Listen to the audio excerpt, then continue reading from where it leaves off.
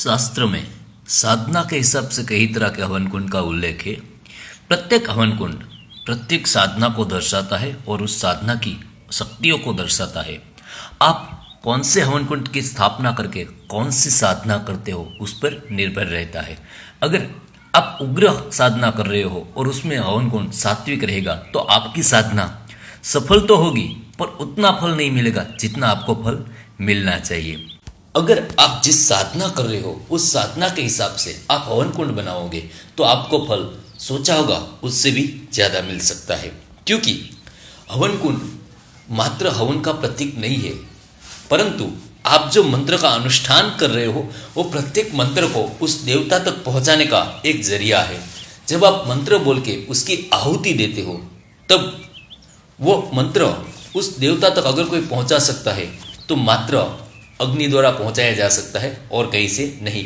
उसमें भी अगर आपने हवन कुंड गलत बना दिया तो आपकी साधना जितने दिन में या जितने मंत्र के अनुष्ठान में पूर्ण होनी चाहिए उतने में पूर्ण तो हो जाती है, पर जितना फल मिलना चाहिए उतना फल नहीं मिलता है। इसलिए अगर आप कोई भी साधना करो तो उस देवता के आह्वान के हिसाब से, उनके स्वरूप के हिसाब से उनका हवन कुंड बनाया जाए। जैसे कि मैं आपको शास्त्र में जो हवन कुंड बताए गए हैं, जिस हवन कुंड का साधना में उपयोग होता है उसके बारे में बता रहा हूँ।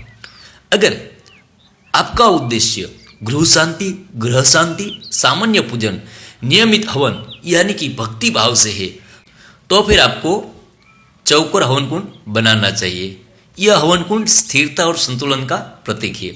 अगर आपका उद्देश्य समृद्धि, प्रेम, सुख, शांति के लिए है तो आपको शांतिपरक और सौम्य देवता जैसे कि विष्णु, लक्ष्मी, चंद्र, शुक्र, इन सब के आह्वान के लिए आपको वृत्ताकार हवन कुंड बनाना चाहिए।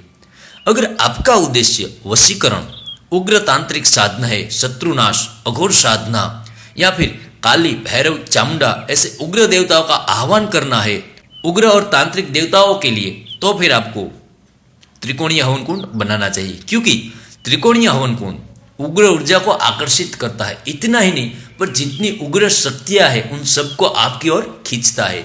मंत्र साधना में जब आप त्रिकोणीय हवन कुंड बनाओगे, उसका बनाना प्रारंभ करोगे, उसके बाद जब आप अनुष्ठान करोगे तो आप जिस देवता का आह्वान कर रहे हो उनकी तो शक्ति आपको मिलेगी ही मिलेगी, पर उनके अलावा बहुत और सी शक्ति होगी जो आपकी ओर खींचती आएगी। अगर आपका उद्देश्य श्री विद्या साधना, राजसत्ता की प्राप्ति, सौंदर्य एवं ऐश्वर्य साधना है तो फिर आपको षटकोणीय हवन कुंड बनाना चाहिए। इसमें षोडशी, त्रिपुर सुंदरी, षटकोटेश्वरी शक्तियों का आह्वान किया जाता है। अगर आपका उद्देश्य प्राचीन तांत्रिक अनुष्ठान, विशेष शक्ति को प्राप्त करना है जैसे कि महाकाल की पूजा, अष्ट भैरव की पूजा, अष्ट दिक्पाल की पूजा, इन सब की साधना का है तो फिर आपको अष्टकोणीय हवन कुंड बनाना चाहिए। अगर आपका उपयोग बड़े यज्ञ, संस्कार जैसे कि विवाह, उपनयन, गृह प्रवेश ऐसा कोई है तो फिर आपको दीर्घ आयतकार का हवन कुंड बनाना चाहिए। अगर आपका उद्देश्य प्रेत वशीकरण, यक्षिणी वशीकरण, गुप्त तांत्रिक साधनाएं या फिर इन सबको सिद्ध करना या इनको वश में करना है तो आपको वृत्त त्रिकोणीय संयुक्त हवन कुंड बनाना चाहिए, जिनसे इन सब देवताओं का या फिर इन सब शक्तियों का आपकी ओर खिंचाव बढ़ जाता है और आपने जिस मंत्र का अनुष्ठान किया है उनका संपूर्ण फल आपको मिल सकता है। संक्षेप में मैं आपको इतना बताना चाहूंगा कि साधारण पूजा के लिए चौकार हवन कुंड, समृद्धि और शांति के लिए गोल हवन कुंड, उग्र तांत्रिक साधना के लिए त्रिकोणीय हवन कुंड, श्री विद्या या राजयोग के लिए षटकोणीय हवन कुंड और बड़े यज्ञ के लिए आयतकार हवन कुंड का उपयोग होता है।